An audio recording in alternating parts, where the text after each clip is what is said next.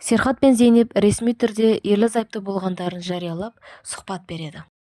Тибеттен таяқ жеген Жихан ауруханаға түседі. Дәрігер Жиханды қарап шығады. Жихан аздан соң есін жиып, сағат неше болды деп сұрайды. Сол кезде ол Азраны қамап қойғанын есіне түсіріп, дереу телефонын қайда деп сұрайды. Жихан Бераққа қоңырау шалып, дереу біздің үйге бар да, біздің бөлмеден Азраны құтқар деп айтады.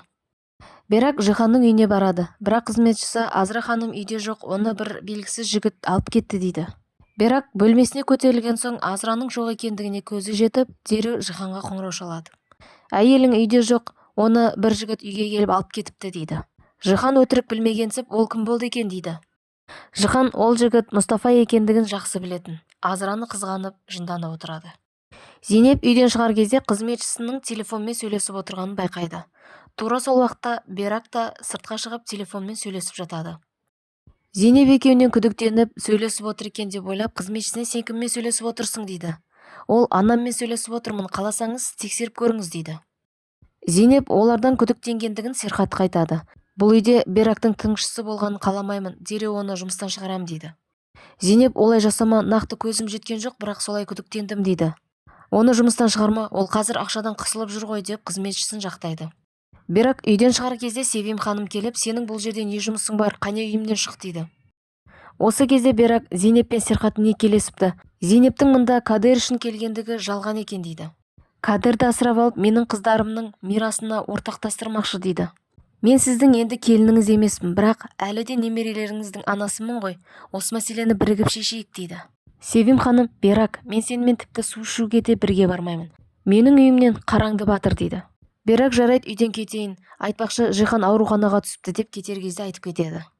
Серхат Беракты көріп, не үшін келдің дейді. Жихан қоңырау шалып, Азраға ауруханада екендігімді айт деп айтты дейді. Белгісіз біреулер ұрып кеткен екен дейді. Серхат пен Зейнеп жағдайы жақсы ма екен дейді. Ол жағын білмедім. Айтпақшы Азра үйден қашып кетіпті. Және ол жалғыз емес, жігітімен дейді. Мен бір қателік жасаған кезде барлығың маған жабылып едіңдер. Міне, Азраны көрмейсіңдер ме, күйеуін тастап, ғашығымен бірге үйден қашып кетіпті дейді.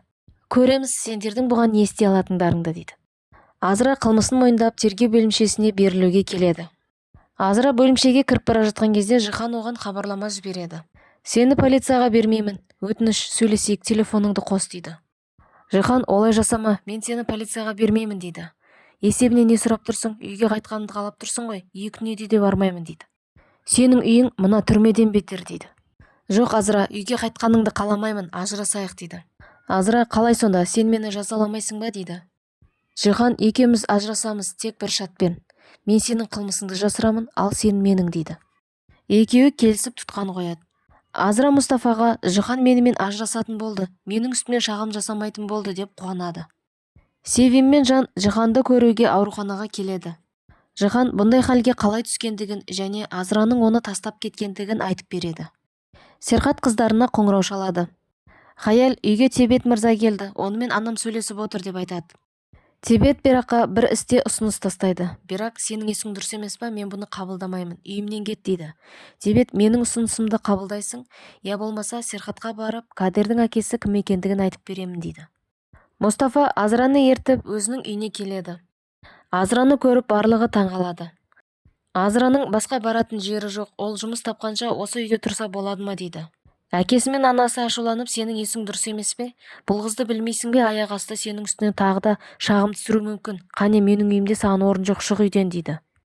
Мұстафа ашуланып, егер Азра кетсе мен де кетемін деп бірге кетіп қалады. Анасы уайымдап, Мұстафа үшін жарайды, үйге келе берсінші деп әкесін көндірумен болады. Серхат ашуланып, Берактың үйіне келеді. Менің қыздарымның көзінше онымен кездесуіңе жол бермеймін дейді. Серхат қыздарын үйіне алып кетпек болады, бірақ қыздар сенімен бірге бармаймыз, сен бізді алдадың дейді. Серхат, бұл жалған неке, біз Кадер үшін үйлендік деп айттым ғой дейді. Мұстафа Азрамен бірге кетіп бара жатқан кезде анасы шақырып алып, жарайды, біздің үйде қала тұрсын, бірақ үй тапқан соң біздің үйден көзін құртады дейді. Осы кезде Азра Тюлайға, біз Жихан екеуміз ажырасайын деп жатырмыз дейді. Тюлай осы сәтті пайдаланып, демек, менің міндетім аяқталды, менің ақшамды қашан бересің дейді. Азра болса, енді толық ажырасып алайық, содан соң берермін дейді. Мұстафа Азраны ертіп үйіне кетіп бара жатады. Оларды сыртта Серхат бірге көріп қалады. Содан соң ол Зейнепке қоңырау шалып сыртқа шық деп айтады. Азраны Мұстафамен бірге көрген соң Серхат ашуланады. Серхат Зейнепке: сен Азраның ағаңмен бірге кеткенін білдің е, менен жасырдың ба дейді. Зейнеп болса: жоқ, білген жоқпын, қазір біліп отырмын дейді. Екеуінің араларында ештеңе жоқ, ағам тек көмектесіп жатыр, солай ма дейді. Бірақ екеуі үндемей тұрады. Азра Серхатқа қарап: Жихан екеуміз келіспей қалдық дейді. Серхат: егер келіспей қалсаңдар, адам сияқты ажырасасың, содан соң қайда кетсең өзің білетін едің дейді. Серхат Азраға: сені бұдан былай отбасымда көргім келмейді дейді. Эбру Жиханмен хабарлама арқылы сөйлесіп отырады. Эбру Жиханға: сенімен сөйлесе алмаймын, қасымда әйелің бар деп айтып қояды. Жихан Эбруға ауруханаға түскендігін айтады. Эбру шыдамай қоңырау шалып жағдайын сұрайды.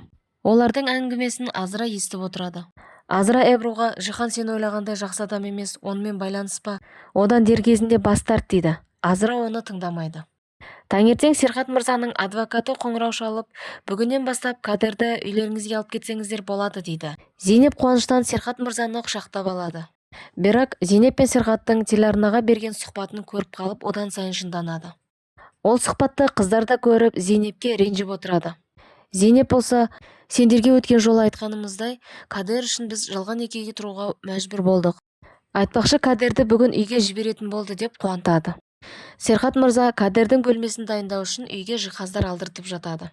Мұнда Берак қызметшіге: сен ол жиһаздарды Елкемнің бөлмесіне апарып жайғастыртасың дейді. Сәлден соң Тебет пен Берак сөйлеседі. Осы кезде Тебет: менің айтқанымды орындайсың ба дейді. Берак онымен келіспеймін дейді. Жарайды, келіспесең, қазір Серхат шындықты білетін болады деп өзінің адамынан Серхатқа хат жібереді. Азраға ауруханадан қоңырау шалып: анаңыздың жағдайы ауыр дейді. Эбру Азраны ұнатпаса да, оған қолдау көрсетіп, ауруханаға бірге алып барады. Анасын көріп шығып, Азра көзіне жас алып жылайды. Оның жағдайы ауыр екен дейді. Дәрігер: анаңыздың жағдайы ауыр, оған дереу ота жасату керек дейді. Севим ханым: егер ұлыма байлық үшін тұрмысқа шықпаған болсаң, мына құжатқа қол қой дейді. Зейнеп түк ойланбастан, оқымастан қолын қоя салады. Севим ханым Зейнептің бұл әрекетіне таңғалады. Эбру Жиханды көруге келеді. Осы кезде Жихан Эбруға: мен жақында Азрамен ажырасамын, содан соң саған үйленемін деп өтірік айтады. Эбру Жиханның сөзіне сеніп қалады. Тебеттің адамы Серхатқа хатты беруге келеді. Осы кезде Берак та жетіп келіп, жаңағы хатты қолынан тартып алып: маған хатты бер, Тебетке Берак ханым алып қойды деп айтарсың дейді. Серхат Беракты көріп: бұл жерде не істеп жүрсің деп хатын байқап қояды. Осы кездеседі: саған Тебет бір хат жіберген екен дейді. Сөйтіп ол хатты Берактың қолынан көреді де: маған хатты бер деп қолынан тартып алады.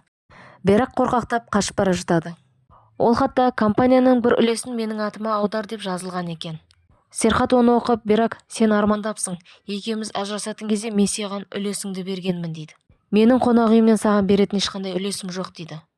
Берак болса оны көре жатармыз деп кетіп қалады. Зейнеп Кадерді қыздармен бірге барып үйіне алып келеді. Кадердің бөлмесін дайындатқыздық, яғни Елкемнің бөлмесіндегі заттарды жертөлеге ауыстырып, ол жерді Кадердің бөлмесі етіп жасаттық дейді.